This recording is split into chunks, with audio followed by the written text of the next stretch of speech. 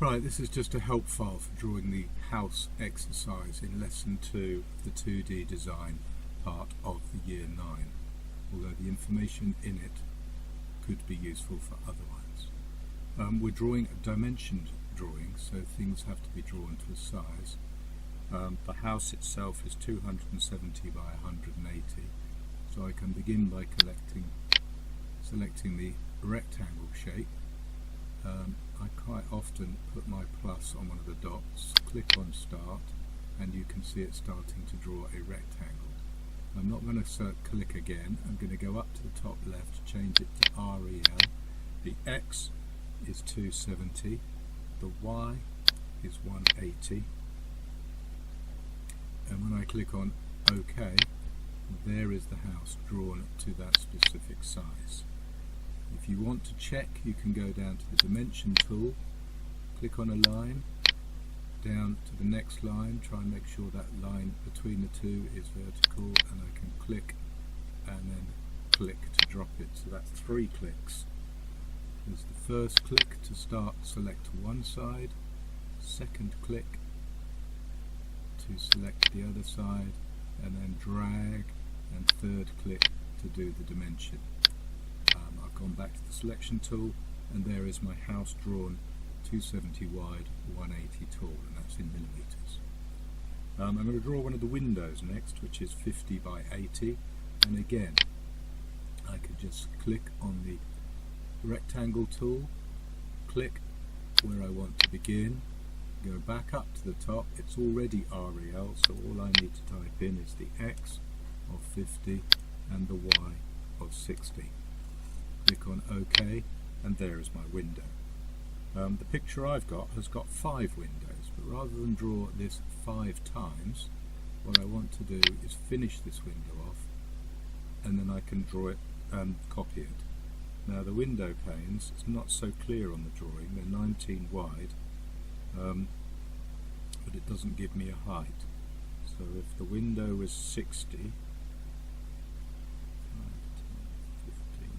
call it 50, 25, so I'm going to click on there, down here, 19 wide, and I'm just going to go for 25 high and see where it goes.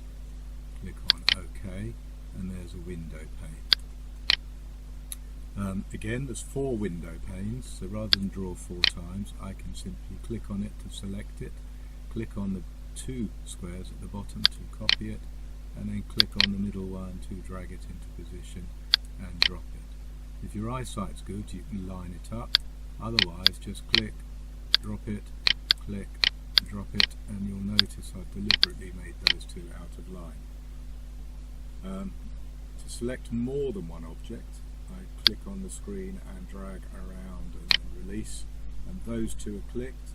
And if I go to Edit and Align to selected objects, I can select it horizontally, click OK, and now it's aligned horizontally. I can do the same with the bottom one, select them, edit, align, selected object, horizontal, OK. On the right hand side though, I can select them there, and this time, edit, align, selected objects, center vertically, OK.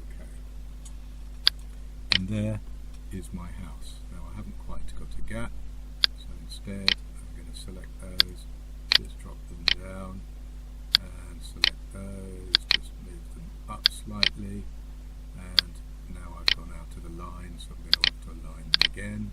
That was vertical, wasn't it? And that one was vertical. And there's my window drawn. Now at the moment, if I select any one of those, that's all I select. If I select the whole lot, then I can move the whole lot or copy the whole lot, but once I unselect it, it's back to separate elements again. So instead, I'm going to select the whole lot and go Edit, Group. And now, when I select that, you should be able to see that no matter which object I click on, it selects the whole window. So now, instead of drawing the windows 5 times individually, I can draw it once and copy it. Put the other maybe. Copy, put another window over here, and copy and put another window down here. And there should be one in the middle, shouldn't there? So we'll just, copy that, put that in the middle. Now, left ones, let's just check they're aligned. Edit, align, selected, left, okay. Same with these ones, the right ones, edit, align, selected, right, okay. So make sure they're all the same height, edit, align, top, okay, and let's just line those up again, and then somewhere here, edit, space evenly. I can make sure the space between the two houses is right by going centers. What do I want? Gaps across. I'm on the selected objects, click OK, and it's just evened up the space there. So now I know the house has got space. I'm sure I've told you before, but File, Save As, keep a copy of what you're doing, save it regularly, then you don't lose it. Any problems, and I can just save a copy. There's a door, and the door appears to be 100 by 50, so again I can click on here, click down at the bottom here, go back up, so 50 wide, 100 tall, click on OK. That looks a little bit high up, doesn't it? So I can click on it and bring it down to the bottom. If I hold the Shift button down while I select the house, I'm going to go Edit, Align, and this time I'm going to locate the object to center vertically. And when I click on OK, I want to click on the house so that the door aligns to the house. There we go, and now I have the door lined up. So we've got the 5 windows done, we've got the front door done. I'll leave you to put some details on there. The next thing is the roof, and the roof is 40mm high, and the top of the roof is 210mm wide. It's got 2 triangles at the end. Click on the rectangle tool, click on the house, put in my dimensions, 210 by 40, click on OK, and I've got a rectangle.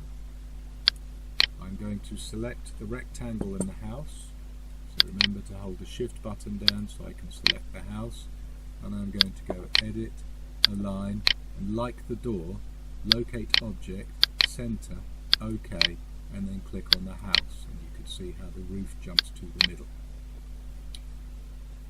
The triangular bits stick out 40mm, so probably to get it accurate, so that's 40mm sticking out and the roof is 40mm high, so I'm going to just draw a square that is 40 by 40.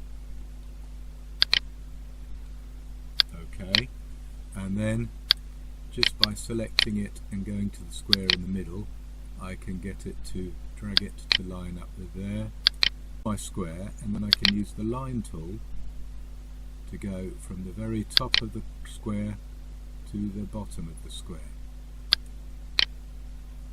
Now it's looking a bit weird at the moment because I've got a square and I've a rectangle and they've more lines than I need. If I select the rectangle, there's a line going along the top of the house that I don't need. If I select the square, I've got the line going up, across and down I don't need. I might need some of the line at the bottom. So where it says delete any, hold the mouse button down, go across to the second object, and this time wherever a line meets another line or wherever a line crosses a line, that becomes an intersection. So on this square it now knows that if I click on this line, it will delete that line between where the 2 lines touch either end. So I can delete that one,